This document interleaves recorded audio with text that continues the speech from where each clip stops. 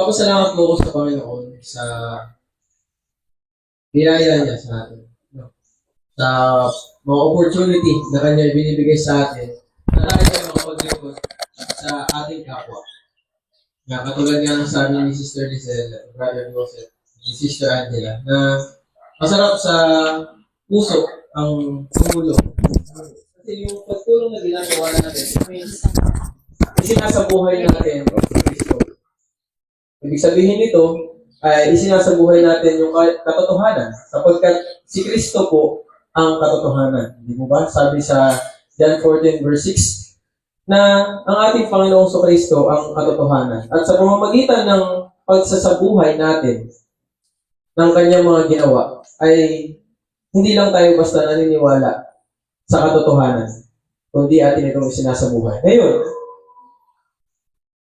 ito po ang kumagat ng ating pag-aaralan. Is it enough to believe the truth? Sapat na po ba na tayo ay maniwala sa katotohanan?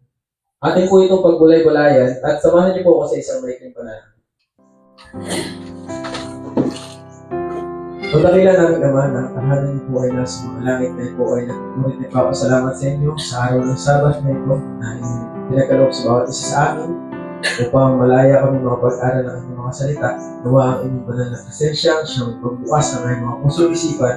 Nang sa ganon ay matanggap namin ang lubos ng bawat mapapakinggan namin, bawat pababasa na katotohanan. At nawa ay ito ang humulma o maghugi sa aming mga karakter sa pagkakaroon namin o sa paghubog namin ng karakter na katulad ng sa Panginoon Kristo. Nawa ay patawarin na kamisan ng mga walang pagkakasala sa pangalan ni Jesus.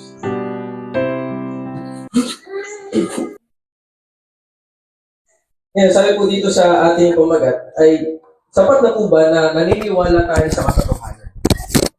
So, ano ang magiging halaga ng katotohanan kung hindi natin ito isa sa kabuhayan?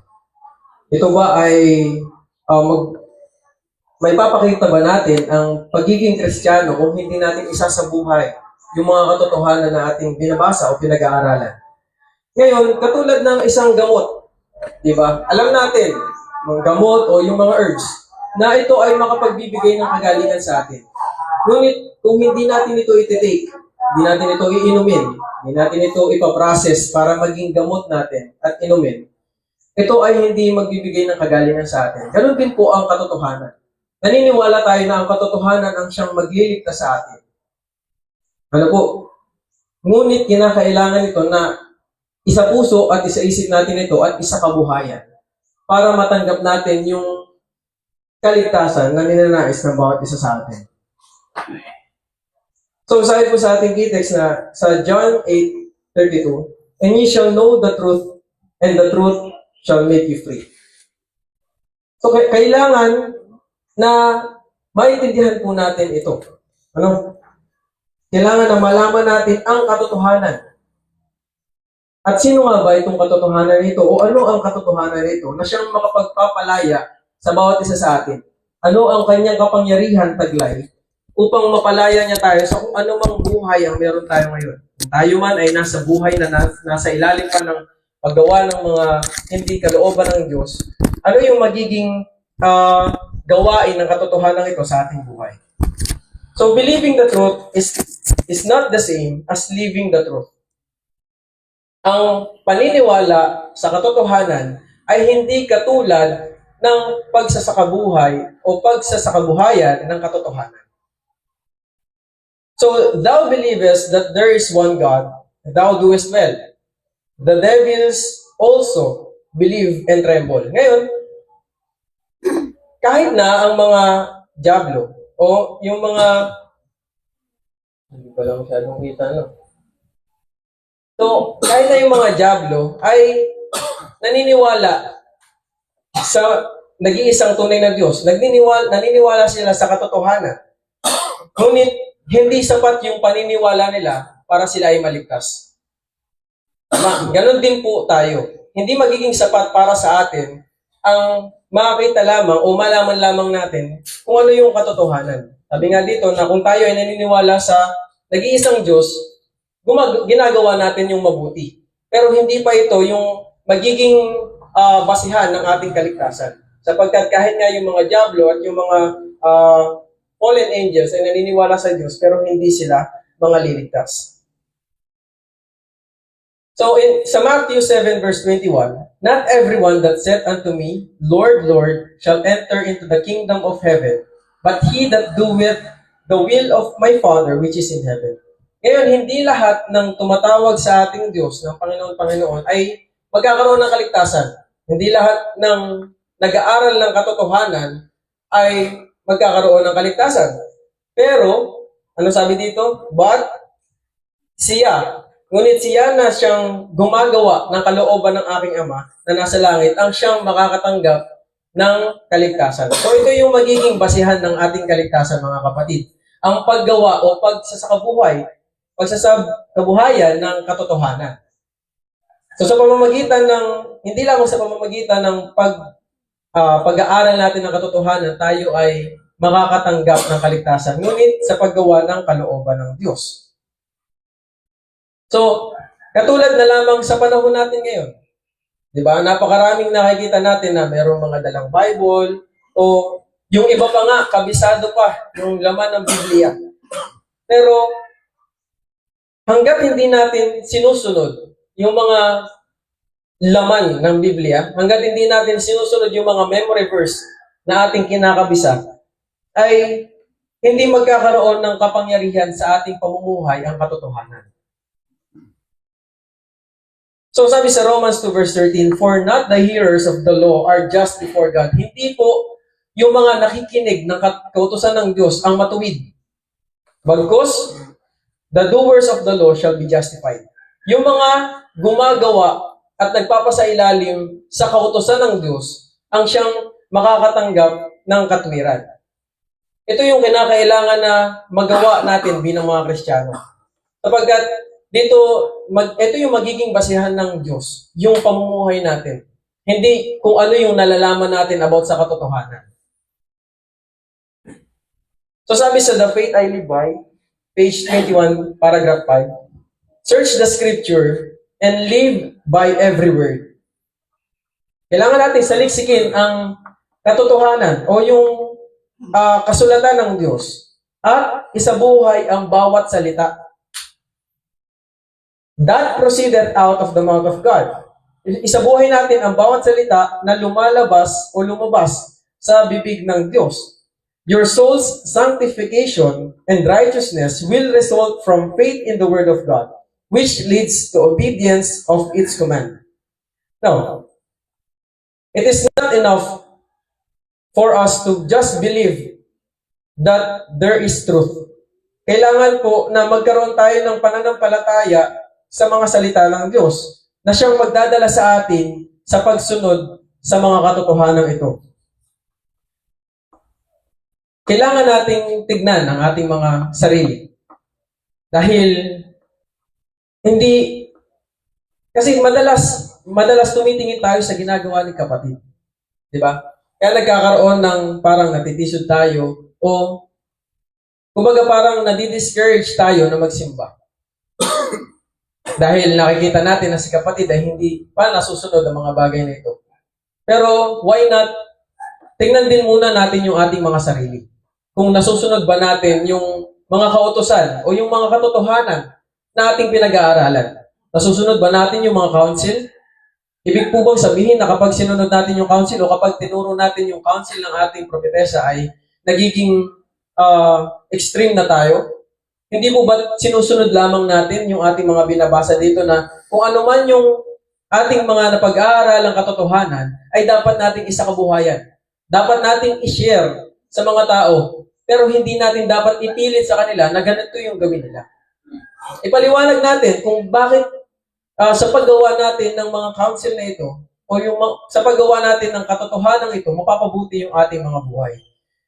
Kasi kadalasan, nagkukulang po tayo sa explanation. Nagkukulang tayo sa kung bakit natin kailangan gawin ang mga bagay na ito. So, let the Word of God be to you as the voice of God instructing you. Ano po? So, ituring po natin na ang salita ng Diyos ay kanyang boses na nagbibigay sa atin ng panuntunan. At sabi dito na, this is the way, walk ye in it.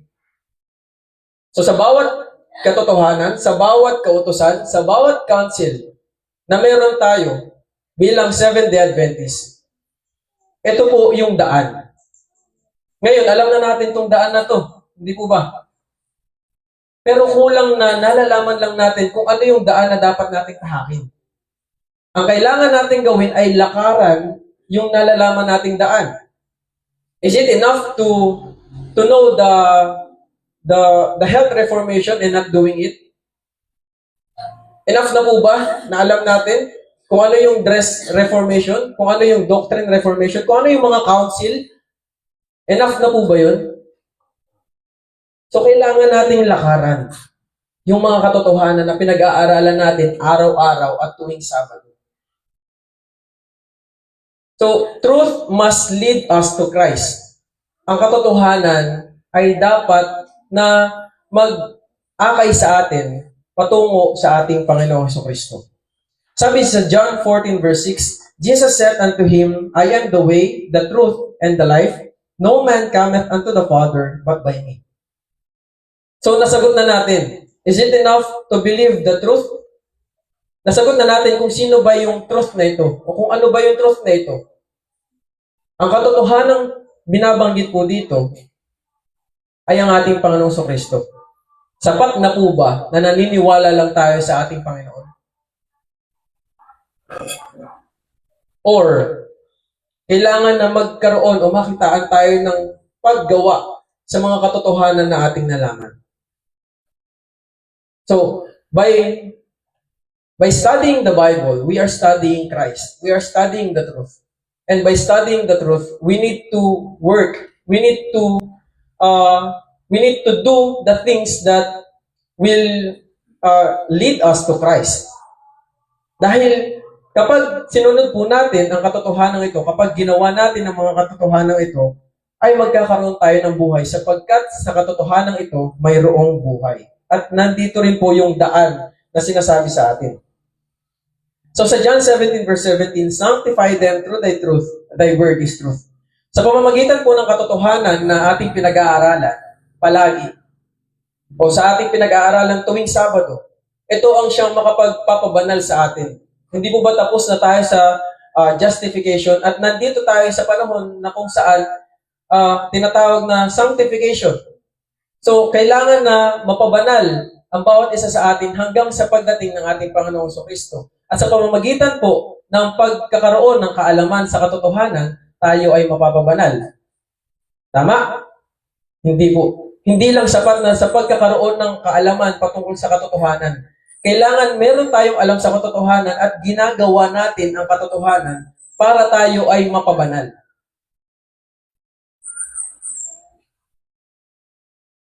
Sabi sa John 5:39 verse 39 to 40, search the scriptures, for in them ye think ye have eternal life, and they which testify of me.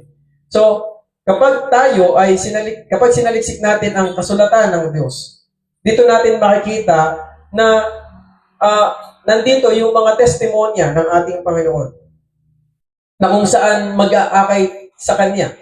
Sapagkat kung hindi natin, di ba, kung hindi naman natin alam kung ano yung buhay ng ating Panginoon, paano natin siya susundan? Paano tayo magkakaroon ng example? If we do not know yung buhay na isinabuhay ni Kristo dito sa lupa. Kaya kinakailangan na saliksikin natin palagi ang sulat ng Diyos. So, sabi pa dito na hindi lamang ang katotohanan ay hindi lamang basta informasyon. Hindi lamang ito basta salita. Ang katotohanan ay si Kristo mismo. At madalas na nadadaya din tayo ng kaaway dahil nga, di ba, ang dami ko nang alam na katotohanan.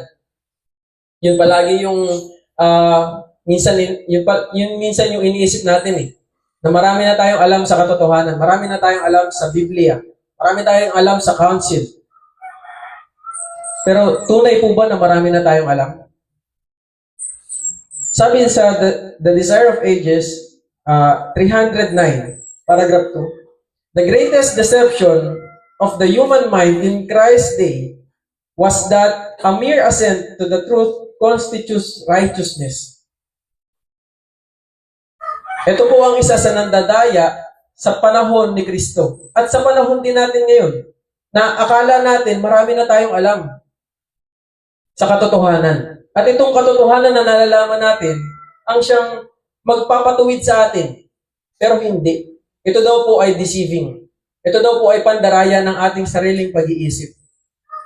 Na kung minsan, akala natin, punong-puno na tayo ng impormasyon. Pero anong sabi? It does not bring forth the fruits of righteousness.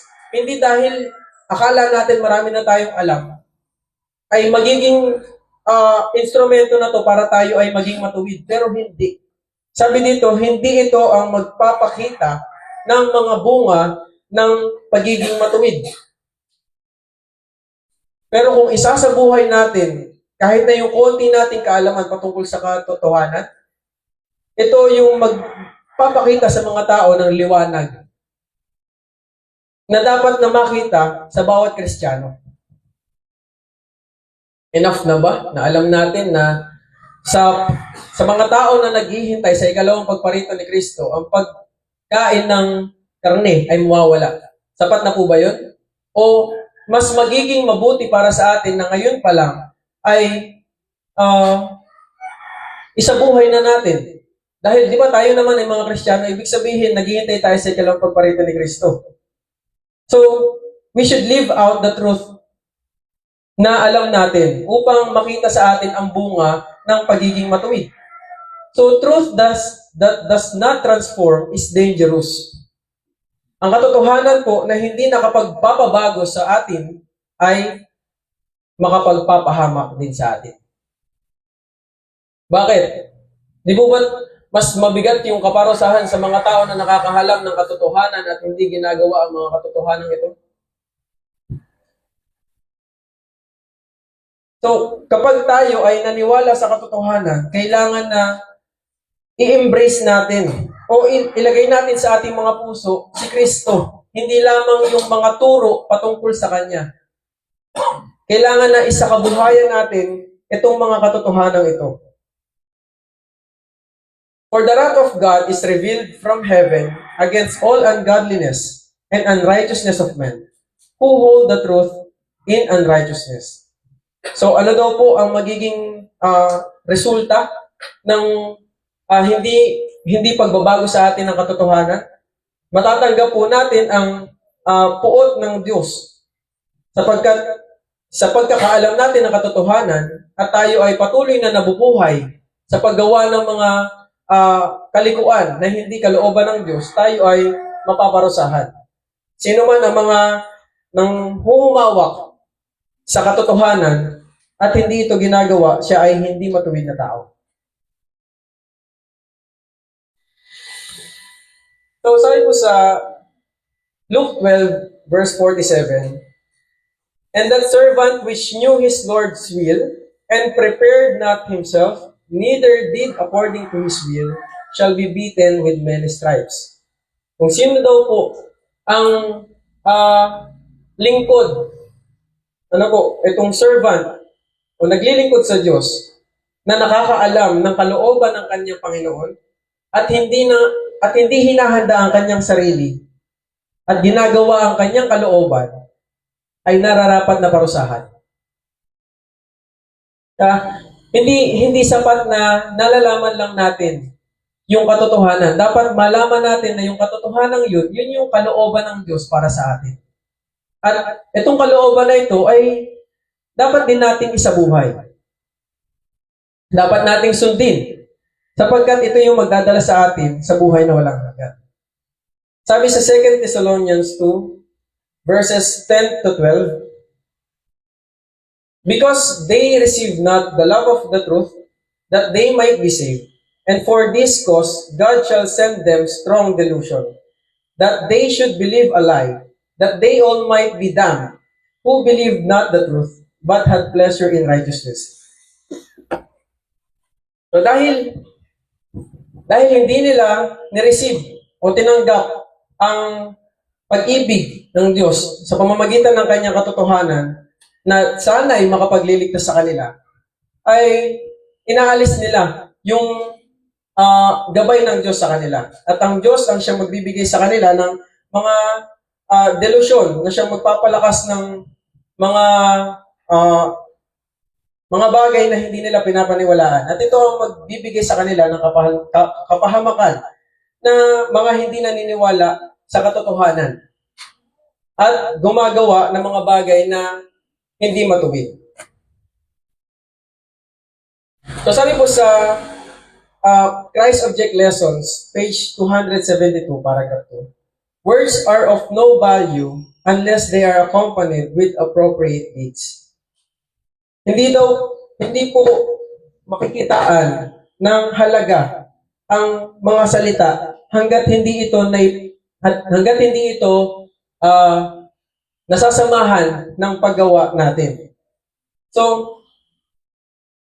kahit na gaano karami yung katotohanan na nalalaman natin, kahit na gaano kalaki yung kaalaman natin sa Biblia, hangga't hindi po natin ito naisasabuhay, ay hindi po ito magiging liwanag sa atin. Hindi ito magpapakita ng bunga sa atin bilang mga Kristiyano.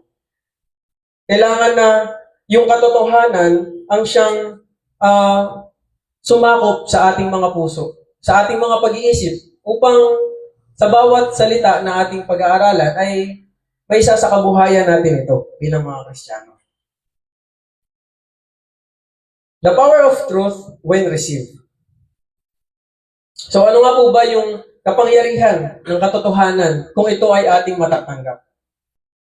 So sabi po sa Hebrews 4 verse 12, for the word of God is quick and powerful and sharper than any two-edged sword, piercing even to the dividing asunder of soul and spirit, and of the joints and marrow, and is a discerner of the thoughts and intents of the heart. Ngayon, di ba, palagi po nating napag-aaralan na ang salita ng Diyos ay katulad ng two-edged sword o isang tabak na may dalawang talim. Pero ang sabi po dito ay mas matalim pa siya kesa doon. Na kahit na yung mga kaluluwa na humihiwalay sa Diyos ay kanyang na pipierce o kanyang nasisibak ang mga kaluluwang ito, na sa kabila ng pagkakaroon nila ng puso na kahit na nakakaunawa ng mga katotohanan ay hindi nila ito ginagawa. Ito yung salita ng Diyos ang siyang magpapaliwanag o magbibigay sa kanila ng explanation kung bakit kailangan nilang gawin ito. So sabi sa Psalms 119 verse 11, thy word have I hid in my heart that I might not sin against thee. So kung ilalagay natin sa ating mga puso ang salita ng Diyos, ang bawat katotohanan na ating napag-aaralan, ay magiging sandigan natin ito upang hindi tayo magkasala sa Diyos. At ito ay isang mahalagang gawin natin bilang mga Kristiyano, sapagkat ang tunay na naniniwala ay dapat na sumusunod sa mga katotohanan ito at nagbibigay ng kalayaan, nagbibigay ng pagbabago sa ating mga sarili at nagpapabanal sa atin.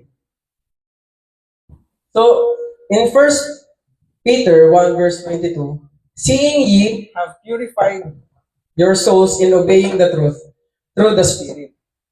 So, sa pamamagitan po ng pag-alam sa katotohanan at sa pagsunod sa mga katotohanan ito, ay ito po yung magpapadalisay ng ating mga kaluluwa sa pamamagitan po ng banal na Espiritu ng Diyos. So, kinakailangan na magpasakop tayo sa ating Panginoon na sa kahit na anong bagay na gagawin natin, palagi nating iisipin kung ito ba ay magiging kalugod-lugod sa harap ng Diyos. Sa bawat trabaho, sa bawat ginagawa natin bilang mga tao, palagi nating isipin kung ito ba ay magiging kalugod-lugod sa harapan ng Diyos.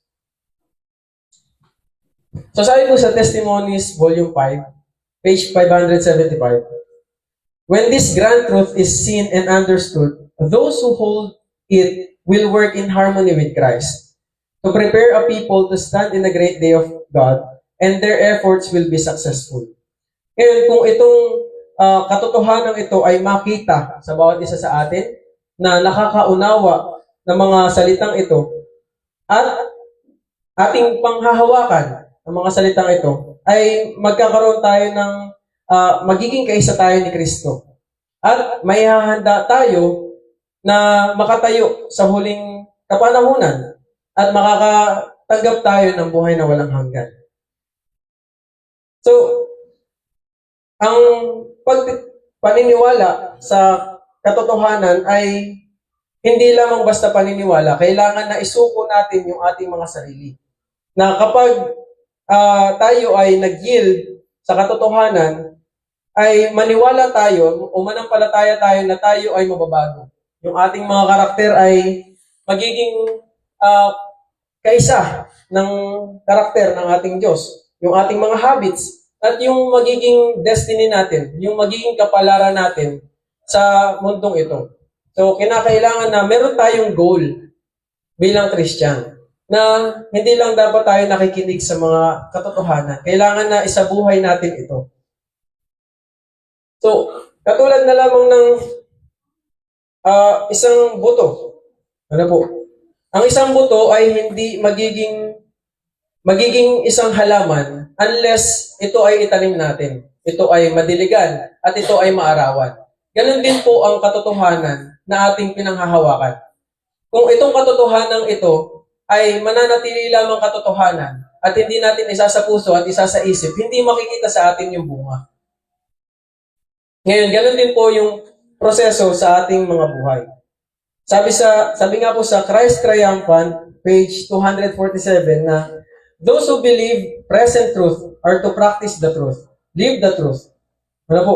Kung sino man sa atin ang naniniwala sa mga katotohanan, ay kailangan na i-practice natin ito at isabuhay natin ito. They are to study the Word and eat the Word, which means eating the flesh and drinking the blood of the Son of God.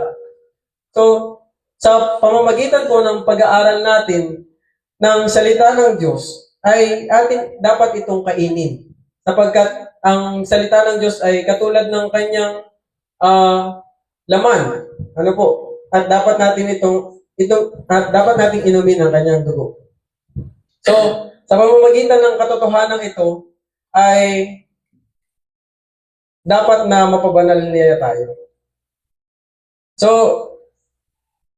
ang huling katanungan po, is it enough to believe the truth? So, sabi dito na believing the truth is not enough. We must live the truth daily. Be sanctified by the truth and embrace Christ, the living truth. Kailangan na isabuhay natin yung katotohanan araw-araw. Kailangan na mapabanal tayo ng katotohanan ng ating nalalaman. At kailangan na mangunyapit tayo kay Kristo na siyang tunay na buhay na katotohanan.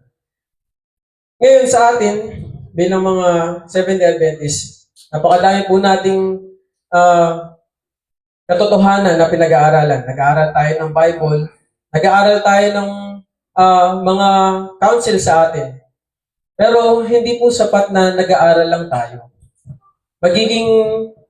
Kailangan po na tayo bilang mga Kristiyano ay isabuhay natin itong mga counsel na ito, itong mga katotohanan ito, para makita po sa atin yung bunga. Kailangan na maging liwanag tayo sa mga tao na nakapaligid sa atin.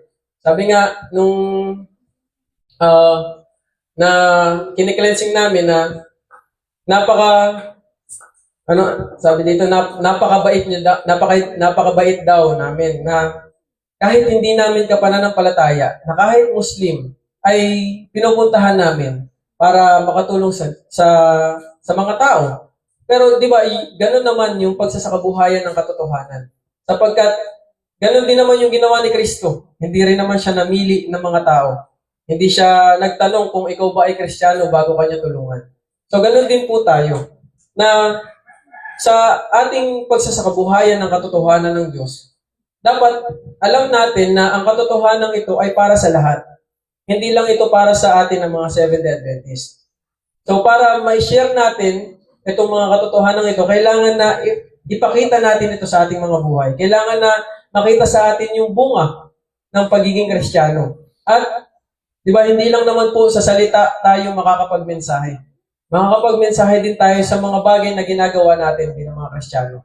Kung ano yung bunga na makikita sa atin ng mga tao sa paligid natin, ito po yung magiging mensahe natin sa kanila.